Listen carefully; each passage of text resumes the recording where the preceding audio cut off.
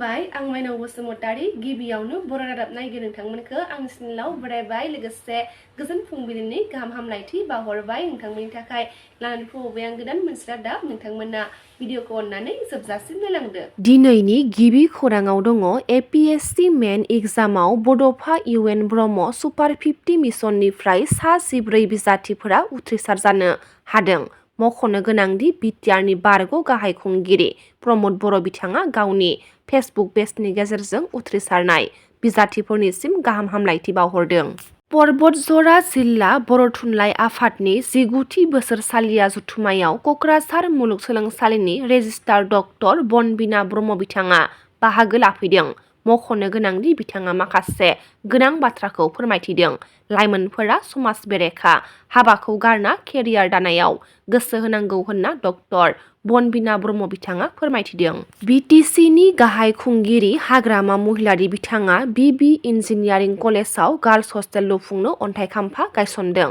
एनइसि 2025-2026 रांखान्थि बोसोरनि 8 कौटि 20 लाख रांजों लुफुंनो अन्थाइ खाम्फा गायसननाय हाबाफारियाव बाहागो लादों बनरगाव बिटिसि बियाबनि एमसिएल जुबिराज बसुमतारी बिथां लोगोसे PWD chief engineer Jagmohan Basumatary आरो बारग' एमएलए महेश्वर बसुमतारी बिथांमोना।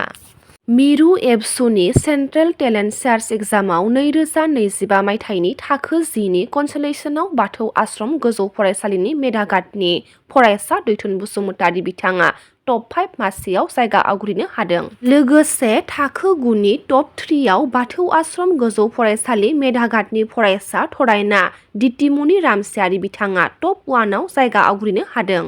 रौता पुलिस थानानि मोखाङाव सिग्रोमनाय समाव गोबां बिबांनि गान्जा बोखांनो हादों होनना खौरां मोननाय जादों। मासबाद सिंनि जायगानिफ्राय हाज'सिम लांबाय थानाय समावनो पुलिसआ गान्जाखौ जब्द खालामनो हादों।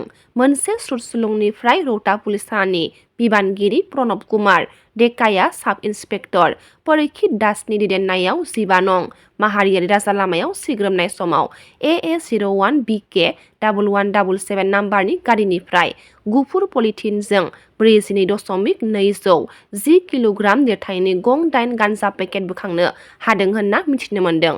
पुलिसआ गारि सालायगिरि आरो गान्जा जगायग्रा मृणाल भरालीखौ हाजोनि 1 नं बकाटानिफ्राय खायो होनना मिथिनो मोनबावदों। चिरां जिल्ला दुलाराय बर' फरायसा आफादनि खुंगा 21थि जथुम्माखौ 2026 मायथाइनि 4 जानुवारि खालाराव सानसेनि हाबाफारिजों दांतलनि निलिबारियाव गाजा गोमजायै खुंफुंबाय। बे जथुम्माजों लोब्बा लाखिनानै बर' बिजोंनि हालोद आरो इयुन आयदानि सायाव लानाय सावरायमेलाव बेखेवगिरि आलासि महरै बाहागो लादोंमोन दुलाराय बर' फरायसा आफादनि गाहाय नेहाथारि मुस्रि खनीन्द्र बसुमतारी बिथाङा। 19थि बोसोरसालिया जथुम्माजों लोब्बा लाखिनानै मैया परबतजरा जिल्ला बर' थुनलाइ आफादा आसाम सोरखारनिफ्राय युवा लेखक सन्मान बान्था मोननो हानाय आन्दलन ब्रह्म बिथांखौ बरायदों। वर्ल्ड बेंकनि हेफाजाबजों स्पेसियेल पेकेज मोननानै गरेस्वर फरायसालिमानि तामुलपुर फोनांजाब लामानि पुथिमारि दैमायाव पाक्कानि दालां लुफुंनो थांगासिनो दङ महेश्वर बसुमतारी बिथाङा। गरेस्वर बियाब दुलाराय बाथौ गौथुमनि खुंगा 20थि बोसोरसालिया जथुम्मानि गेवलां मेलाव बाहागो लादों लोगोसे मेलखौ बेखेवनानै होदों 30 नं गरेस्वर बियाबनि एमसिएलए महेश्वर बसुमतारी बिथाङा। हाग्रा बिफान फरेस्ट डिपार्टमेन्टनि हेंथायै गोख्रों खुद्रिसारनाय दिन्थिफुंदों रायजो राजाफोरा। मासबाद हाग्रा खोन्दोनि सिङाव थानाय अरां धोनस्रि फाग्लादिया दैमानिफ्राय आयेन बेरेखायै बाला जावखांनायनि हेंथायै ओनसोलनि थागिबि रायजो राजाफोरा गिखांनानै गोख्रों हेंथा खालामदों। फैगौ 17 जानुवारियाव गुवाहाटीनि सुरुसुजाय स्टेडियामाव 10,000 बागुरुम्बा मोसानायखौ दिन्थिफुंगोन लोगोसे हादोरनि गाहाय मन्थ्रि नरेन्द्र मदि बिथाङा बाहागो लाफैगोन होनना हाग्रामा महिलारि बिथाङा खौरांगिरिफोरनि सोंथियाव फोरमायथिदों। 17 তাৰিখত প্ৰাইম মিনিষ্টাৰ ডাঙৰীয়া আহি আছে আৰু এই 17 তাৰিখত তাতে গুৱাহাটীত আমাৰ 10,000 বাগৰুম্বা নৃত্য কি কয় এইটো ডান্স পাৰফৰ্মেঞ্চ কৰিব। এইটো খুব ভাল খবৰ আমাৰ কাৰণে হয়। অসমৰ বিভিন্ন জাতি জনগোষ্ঠীৰ যিটো কালচাৰ এইটো আপগ্ৰেড কৰাৰ যিটো চেষ্টা এইটো ৱৰ্ল্ডত দেখাবৰ কাৰণে যিটো চেষ্টা আমাৰ চিফ মিনিষ্টাৰ ডাঙৰীয়া সেইটো খুব ভাল ইনিচিয়েটিভ। নিশ্চয় বড়ো হোৱাৰ পিছত হয়তো গাৰো হয়তো ৰাভা বা হয়তো ৰাজবংশী এনেকুৱা হয়তো পৰ্যায়ক্ৰমে যাব যেনিবা আগত বিহু দেখাইছে ইয়াৰ পিছত আদিবাসীসকলক দেখাইছে এইবাৰ বড়োসকলক দেখাইছে নেক্সটত হয়তো কোচ ৰাজবংশী বা ৰাভা বা গাৰো বা বিভিন্ন জাতি বা গোৰ্খা এনেকুৱা সকলো জাতি জনগোষ্ঠীৰ কাৰণে চেম ডাঙৰীয়াই ভাল চিন্তা কৰিছে এই কালচাৰৰ ক্ষেত্ৰত বা কালচাৰটো আগবঢ়াই লৈ যোৱাৰ ক্ষেত্ৰত এইটো ভাল ইনিচিয়েটিভ आसामाव फिन आरोबाव एनडिए सोरखार बिपिएफआ गासै 15नि बांसिन बिजाथि देरहागोन होनना हाग्रामा महिलारि बिथाङा फोरमायथिदों। बिटिसिआव इउपिपिएलजों बिपिएफआ गैया होनना बे बाथ्राखौ फोरमायथिदों बिटिसिनि चिफ हाग्रामा महिलारि बिथाङा। बीटीसी में 15 सीट है। ऑल आसाम हमारा एनडीए हिसाब में 126 है। 126 में बीपीएफ कितना खेलेगा, बीजेपी कितना खेलेगा और एजीपी कितना खेलेगा वो हम लोग बात कर रहे हैं बस। वो 15 का बात नहीं है। 126 सीट में बीजेपी कितना खेलेगा, एजीपी कितना खेलेगा, बीपीएफ कितना खेलेगा वो फाइनल होने वाला है।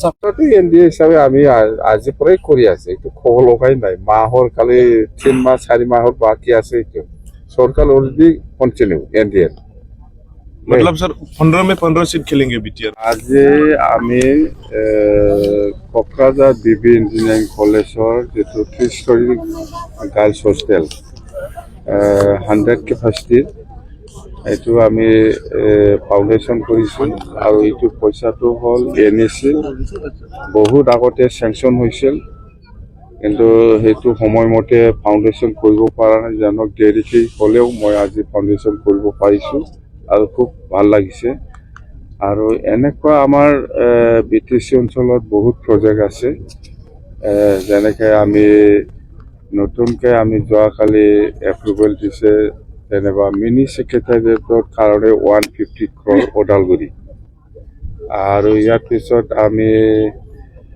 ডক্টৰ ভূপেন হাজৰিকাৰ মেমৰিয়েল যেটো হল ইয়াৰ কাৰণে আমি 30 crore কোকৰাঝাৰ আৰু এই চিৰাঙত আমি জহলাও প্ৰেমসিং ব্ৰহ্মৰ নামত 30 crore মেমৰিয়েল হল আৰু ইয়াৰ পিছত আমাৰ আছে এনেকুৱা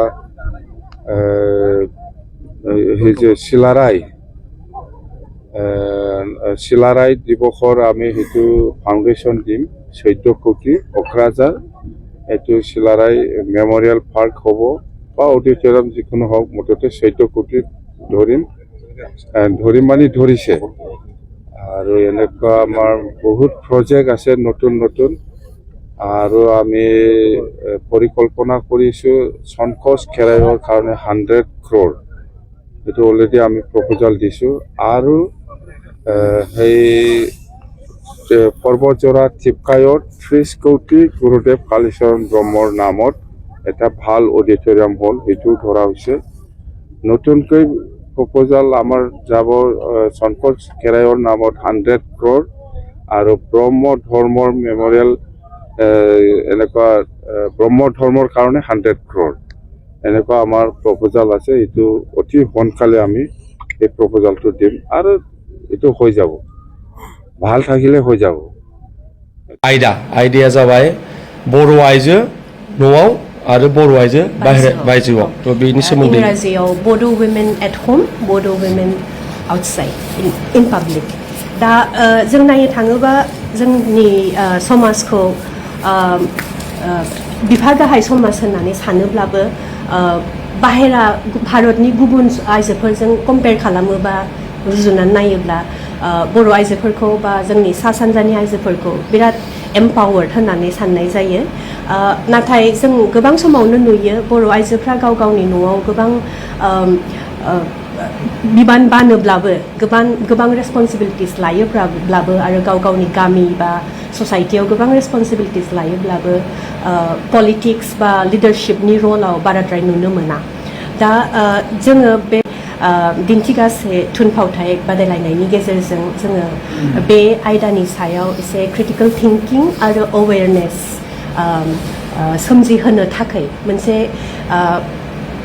आर्टनि गेजेरजों हारिमुनि गेजेरजोंनो जों मोनसे क्रिटिकल थिंकिं आरो अवेरनेस सोमजिहोनो थाखाय बे आयदाखौ लादों आरो जों सानो गोबां कलेज बा फिसा फिसा टाउननि जि बिदिनो क्लाबफोर दङ आरो ग्रुपफोर दङ राइट बिसोरो फैनानै गोबां समावनो आगयनि सिगांनि बोसोरफ्राव पार्टिसिपेट खालामफैखांबाय बे बादायलायनायाव दा जों सानो कि बे आयदानि सायाव बर' आइजोआ न'आव गोबां बिबान लायोब्लाबो बाहेरायाव मानो नुजाया बा नुजायो ना नुजाया बेनि सायाव मोनसे सावरायलायनाय सोमजिहोनो थाखाय जों बे आयदाखौ लादों